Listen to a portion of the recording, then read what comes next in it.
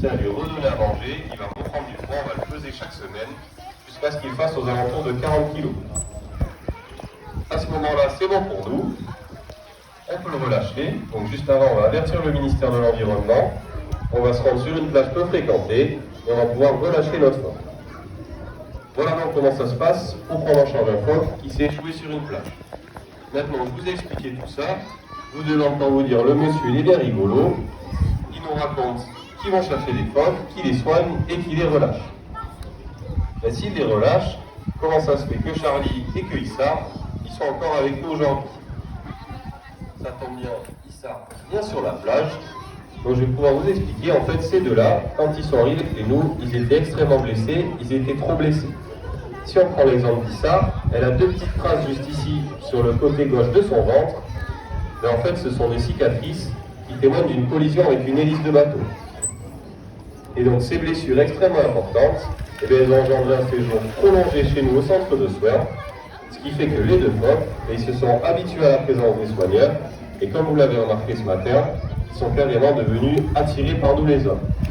Et cette attirance envers l'homme, si on les avait relâchés dans leur milieu naturel, ça aurait été extrêmement dangereux pour leur survie.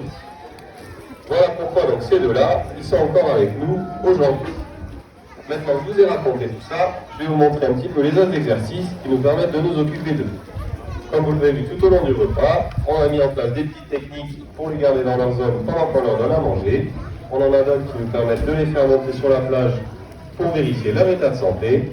On a également mis en place quelques astuces pour pouvoir déplacer nos phoques, si jamais on a besoin de les isoler, pour les soigner. Comme je vous l'ai dit, Charlie fait entre 200 et 250 kg. Donc si un jour on doit le déplacer, mais si on veut le faire à main nue, déjà on va se faire un petit peu mal au dos.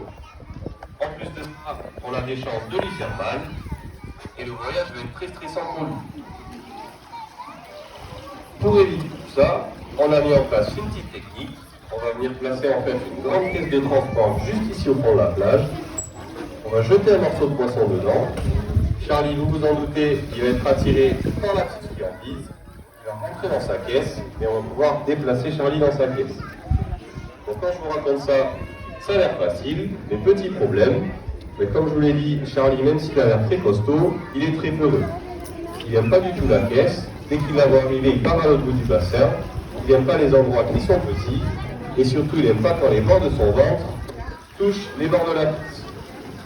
Bon, pour entraîner Charlie à rentrer plus facilement dans sa caisse, on a mis en place un exercice avec ce cerceau. On fait passer Charlie dans le cerceau. Et bien Charlie. Allez ici Charlie. C'est bien. Donc ça l'habitue à passer dans des endroits qui sont petits. Alors encore un Charlie. Et bien. Et surtout ça l'habitue à ce que les bords de son ventre touchent les bords du cerceau. C'est Charlie. Donc maintenant, dès qu'on amène la caisse sur la plage, bon, je n'irai pas jusqu'à dire que c'est devenu sa copine, hein, mais il part plus à l'autre bout du bassin. Il est beaucoup moins stressé pour le transport, et donc c'est beaucoup plus facile pour nous de le déplacer. Voilà pour Charlie. Bon, lui, vous l'avez remarqué, il est assez docile, hein, ça a été assez facile de mettre ça en place. Avec Issa, c'est toujours une autre paire de manches. Elle, beaucoup plus maligne. C'est très vite rendu. Si elle se dépêchait d'aller chercher le morceau de poisson au fond de la caisse, ben, elle pouvait repartir dans l'eau, avoir une petite friandise sans trop faire d'effort, et en plus de ça, se moquer un petit peu de nous. Bon, on s'est fait avoir quelques fois, je ne vais pas vous mentir, puis on s'est dit qu'on allait quand même être plus malin qu'Issa. On l'a bien observé, et on a remarqué qu'elle adorait jouer avec tous les objets qui tombent dans le bassin. Du coup, on s'est dit qu'on allait créer notre propre objet, et on a mis en place un système avec cette balle. On lui jette dans le bassin, tu viens de faire la balle, et on lui demande de nous la ramener, ou on veut la déplacer. Allez, tu fais tout? Eh bien, voilà. Donc comme vous l'avez remarqué, c'est très pratique pour vous. Elle en profite pour faire sa belle devant tout le monde. Tout le monde est content. C'est bien ça. C'est bien. Voilà, donc là je lui ai demandé de la ramener à mes pieds. J'aurais pu lui demander de la ramener au fond de la plage si elle n'était pas montée tout à l'heure. Et je peux également lui demander de la ramener dans la grotte qui se situe juste ici au milieu du bassin. Ça va nous permettre de l'attirer au fond, de fermer une trappe et d'isoler ça si on a besoin de la soigner. Voilà donc pour l'ensemble des exercices qu'on qualifie de thérapeutiques qui vont nous permettre de soigner nos animaux. On a également mis en place un autre type d'exercice qui est qualifié d'enrichissant et qui vont nous permettre de faire varier au maximum les choses qu'on fait faire et d'éviter qu'ils s'ennuient. Charlie, pour la petite histoire, on a remarqué quand il arrivait chez nous au centre de soins qu'il adorait suivre du regard le moindre mouvement des soigneurs. Du coup, on s'est dit qu'on allait se servir de ça. C'est pas un requin. Si Charlie. Et on a entraîné Charlie à faire ce qu'on appelle la toupie. Allez Charlie, tu tournes. C'est bien. C'est-à-dire à suivre le mouvement du doigt. Il fait un cercle. C'est bien Charlie. Allez encore un. Allez un dernier Charlie. Allez Charlie. C'est bien.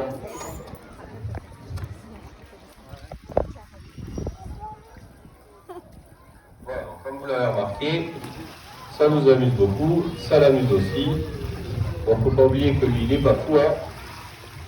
Quand il tourne sur lui-même, il pense qu'à une seule chose, c'est la petite friandise qui suit. Voilà pour Charlie. L'histoire, vous allez le voir, c'est un petit peu plus spectaculaire. Remarquez que toujours pareil, comme elle était très maligne, quand on essayait de la faire travailler avec cette cible, elle tentait de la toucher coûte que coûte pour un petit morceau de poisson. Et on s'est aperçu de temps en temps qu'elle sautait hors du bassin pour essayer de toucher la cible. Du coup, on s'est dit qu'on allait entraîner ça à la faire sauter pour toucher la cible. Allez, ça saute.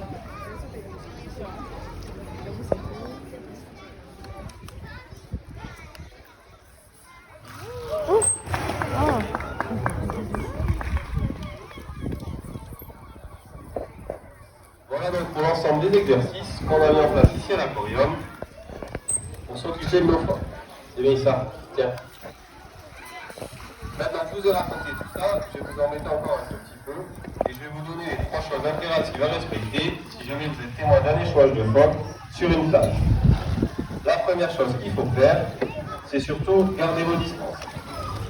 Si vous avez des jumelles, utilisez-les, vous servez-vous du zoom de votre appareil photo, et surtout ne vous approchez pas trop près. Pourquoi? Parce que vous faites face à un animal qui est en détresse, et si vous l'approchez trop près, il va prendre peur. Soit il va repartir dans l'océan alors que son état de santé n'est pas bon, ne lui permettra pas de survivre, ou il peut également vous mordre et potentiellement vous transmettre des maladies. Pour les mêmes raisons, si vous avez un animal de compagnie, il faut impérativement tenir en laisse. Et la troisième et dernière chose à faire, ça va être de nous avertir. Soit vous appelez directement l'aquarium de Biarritz, ou vous pouvez également vous rediriger vers la police ou les pompiers. Eux, ils chargeront de nous contacter, et comme ça, on pourra intervenir le plus rapidement possible. Voilà, donc maintenant que je vous ai raconté tout ça, le repas est terminé. Je vais distribuer les derniers morceaux de poisson aux 2 phoques. C'est bien.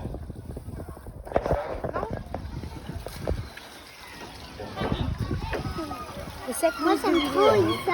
8 minutes de vidéo. Voilà. Bon, maintenant que c'est fait, on a mis en place un système pour faire comprendre à Charlie et à Issa que le repas est terminé. Je vais donner 4 coups de sifflet. Voilà. Donc, comme vous l'avez vu, ça ne marche pas tous les coups avec Charlie. Il est assez malin. Il a compris que de temps en temps, il restait quelques morceaux au fond du seau. Tu vois, Charlie, c'est fini. Là, vous l'avez vu, je lui montre que le seau est bien vide. Même si on est copains, hein, si j'ai plus de morceaux de poisson, j'ai quand même un petit peu moins d'intérêt pour lui, vous l'avez remarqué. Voilà, donc là, le repas est fini.